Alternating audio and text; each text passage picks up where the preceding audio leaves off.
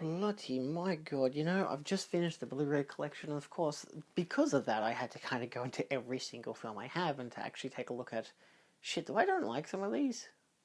Do I not like some of these? I don't know how I just grammatically pronounced it, but I don't think it was accurate. Nevertheless, I wanted to dive into films that I hate that are on my shelf. Now, this is different to the other video I did talking about films I regret buying, because I didn't fucking buy these ones. So, of course, I live with my family, which means that this shelf is a collective. Basically, almost excluding my older brother because, don't really care. He has his own shelf. That's where, like, if you ever want to watch Dragon Ball Z, go to his room. That's why I didn't show those in this video, in the Blu-ray collection, actually, because they're not on the shelf, so it doesn't matter to me. Which obviously would make you argue, well, why did you bother showing some of the Blu-rays they're about to show in this video in that video? It's like, well, they're on the shelf. One of them's hidden. No one can see it. These are my two examples. These two are films that, one, it's one of those spiteful meatballs that you just hate that exists. It's fucking Minions. Yuck. Secondly is one that I actually have watched. I didn't like it. I haven't liked it any time I've seen it. I've only seen it fully the once, but it's one of those films that my parents like, and I hate it. It came out recently, pretty recently actually, dare I say it, back in, 2018, 2019? It's motherfucking Bohemian Rhapsody. Now, in all fairness, I love Queen. I think that's the benefit of the household. We like Queen, you know. I'm not huge on musical biopics. I'm going to cover this piece of shit first because I've actually seen it. And I like Rami Malek, you know. I've saw him in Mr. Robot. He's fantastic in that. He's also in that Under the Museum film.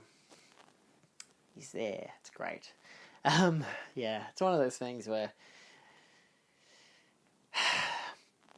obviously commendable performance, but an atrocity of a film. And I hate that it's on my shelf. Now, the exclusion to basically this whole video that I'm not going to reference is The Lone Ranger, which is a film I don't like, but is on the shelf. Basically, I can watch it. I can stand it. It's just one of those films that for me in repertoire with my family is that when it came out, it was getting all these bad reviews, so I suggested we not watch it, you know, in the cinema because it's getting all these bad reviews. So Dad ended up buying the Blu-ray. We all watched it, and he's like, "That was great. I don't know what you're on about. Obviously, you have no good opinions. Everyone else has taken up that mantle, which is fucking bullshit. Look at how many films they have. You think this is a struggle of me having a bad opinion? No, it means that I have a very good opinion. I think that's very that's very biased, isn't it? Okay, let's put it this way. I've constructively looked at that film. These two films, I have not constructively looked. I didn't need to constructively look at Minions. It's fucking Minions. It's a self-explanatory piece of crap, you know? No thank you. The fact that my brother bought it, bad. And I mean, he bought me Space Jam: A New Legacy. Have I seen it? No. Do I plan to see it? Well, I own the Blu-ray. I kind of have to. I don't even like the first Space Jam. I couldn't get past the half an hour mark on that film. I didn't grow up with it. Unlike a lot of my friends, I unfortunately tried watching it in my teens and was like, this is just awful, and I stopped watching it. So, good, you know, save myself an extra hour and a bit of my life. Nevertheless, something like Bohemian Rhapsody is just, it's like tasting vomit. It's just bad. It's nasty, you know. Sure, there's some perks. You remember how good your dinner was the night before? I don't fucking know. I'm trying to make vomit sound good. Again, it's just Rami Malek, and the music's good, but also contextually, not in the order that the years take place in. Gotta love when that happens. I love how one of the reviews for this film was people trying to defend it, saying if you want truth about people, watch a documentary. I'm like, why isn't this in the biopic? Rocket Man was fantastic, and that was a goddamn, you know, musical. This is just trash. Nevertheless, with something like The Lone Ranger, I took the effort to actually, I think I've watched it maybe 3 times now. Definitely watched it at least twice, fully. First time was with family. And to be fair, the opening set piece is decent, and the closing set piece is fantastic. But outside of that, the rest of it's really long and boring and stupid, and I have watched a lot of long, boring films. They're called westerns, and they're fine, you know. They're enjoyable. There's an art to them, you know, especially the Leone ones and such. Like that's a spaghetti western. I'm thinking of like Once Upon a Time in the West, you know. Nevertheless, I rewatched for a review. I think I was doing a Johnny Depp selection of films well before his controversies happened.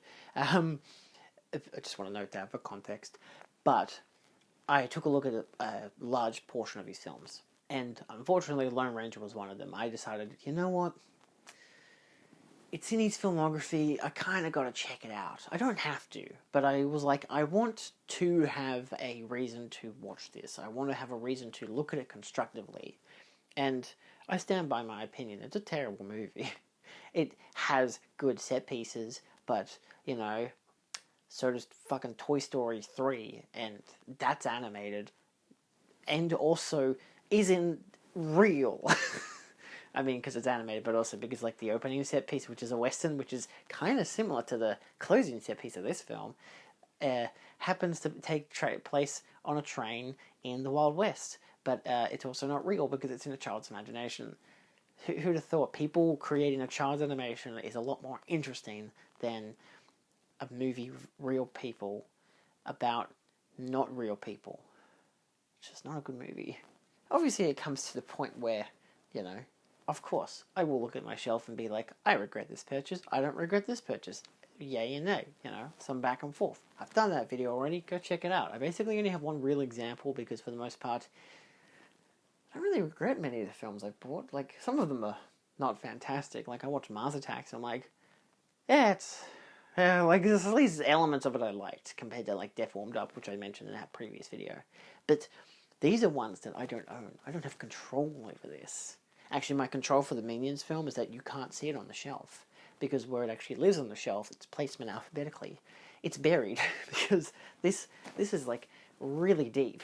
Like, it's two Blu-rays deep. That really just screwed up that alignment. But it's deep, which is great. Because if I have duplicates, or I have versions of films I don't need to show, or I've got films I don't want to show that are on my shelf, I bury. It's really easy. Nobody notices. Minions. Who the fuck is going to look for Minions? My brother bought it so many years ago. I don't think he remembers he has it. Which will be really, really funny, because if ever I move out, I'm just going to be like, oh, here's your Blu-ray, and it'll be Minions. And he'll be like, what the fuck is this? I'll be like, hey, look, I didn't buy it. You bought Croods and Minions. That's on you. I don't think Croods is bad. I haven't heard any bad things about it. Minions, on the other hand, you know, whether the movie's good or not, what it spawned, the hell spawn that has come from it. I know it's technically because of Despicable Me, but I mean, like, Despicable Me is fine. But Minions, ugh. Though I've heard the Rise of Gru is decent, but I'm good. I'm fine. I'll watch fucking Puss in Boots, The Last Wish, instead of that. Shrek films all the way over elimination. Bohemian Rhapsody, on the other hand, I can't bury that. That's the kind of film my parents will actively seek out and want to watch. My benefit is that if I hear it in the next room, I'm being like, oh, it's okay, they're just listening to Queen music out of context. Shh. But yes. As it is, there are a lot of occasions where people will look at my shelf and really be like, why the fuck do you have this? Who wants to watch... I was going to say 50 Shades of Grey, but that's actually Mum's copy, and I actually enjoy that film. I think it's very funny. What's a film... You know, let's just go with, like, any random horror film. You know, like, I'm huge on slasher films. I like monster movies. Pretty obvious. And there will be a lot of times where family members will question, why the fuck do you like these films? And I'll be like, hey, look, at least it ain't Bohemian Rhapsody. Hubba hubba. Imagine if I actually said that. As in the hubba hubba part, not the contrast of Bohemian Rhapsody. I am not open to contrasting my lack of taste, my like and my taste to whatever the fuck Bohemian Rhapsody is. I can't believe I have to keep saying it. Why would I tarnish a brand? Just crap. I mean, I'm sure there are other films on here that I hate that are on my shelf. It's one of those things where you kind of just live with it, you know. You know, if you say you're in a household, you and your partner, for example, maybe you've got roommates, you all combine onto one shelf. You know, maybe you have a little piece of paper inside to say, this is mine, that is yours. You know, just in case you divorce or tell Joe to take a hike. Maybe you want to take these Blu-rays back. It happens. I've seen breakups on the movies. That's what they do. So, you know, I obviously have to put in the realization of, oh, what the hell on this goddamn thing is mine. And that's where I've kind of benefited as well, because I've upgraded a lot of my Blu-rays to 4K and stuff like that. And if you've seen my Blu-ray collection, I do have, you know, multiple versions of the same film, and some of those cases are either because I really love those films, and usually I do really love those films anyway if I get a duplicate, but sometimes it's simply because I'm keeping the spare Blu-ray version, say Bride of Frankenstein, for Dad, because it's like I can just give it to him. So I don't regret having that on my shelf. I don't hate having that on my shelf, because again, I can bury that. You can't see that anywhere. Of course, it's also actually... Well, technically there's a classic monster set over there and the 4K set, so it would technically be housed over there, but it's like somewhere behind here. I don't know. I've got a lot of spares. And I'm not selling them except for the ones that are on my eBay. Alright, I had a brief look.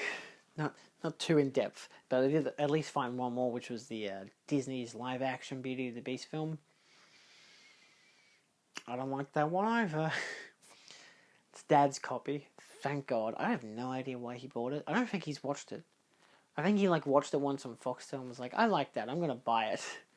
See, I'm not a stooge. I know that you don't buy Disney films on physical, unless it's the animated ones that are good, because they usually come with special features, and these are usually releases that came out like 10 years ago. You know, I've got a lot of Disney animated films. I'm very happy to buy Disney animated films. I mean, my point is that they're all like Disney Plus, but at the same time, I even realize that that's like a contradiction. I'm saying that, hey, I can be using the streaming service, but fuck the Blu-rays. It's not really what I'm saying. I just don't like having to support Disney. Nevertheless, of course, I'm still buying the films that I like of theirs, but at least if something like, you know, they do a remake of Peter Pan, which they've done. Okay, what's one they haven't done? I don't know. If they do a remake of one of them, and I'm like... Imagine they did a live-action Finding Nemo. So let's say Finding Nemo. This is a dumb example because they're all fish. But if they did a live-action version of Finding Nemo, and they had it go to Disney Plus, because I wouldn't watch it in cinemas, I would not be watching on Disney Plus, because and I wouldn't be watching the original on Disney Plus, because that's also a thing that they're like, hey, this is a really off-topic part of my video, isn't it? Do I do a quick summation? Disney releases trailer for live-action remake. Everyone angry goes watches the original one either by buying it, renting it, or looking it up on Disney Plus. Either way, they're still supporting Disney, even if they say they won't support Disney for the new one. That's my whole tangent there. So, physical media for the win, and fuck off Bohemian Rhapsody. That's it. That's the whole video. Goodbye.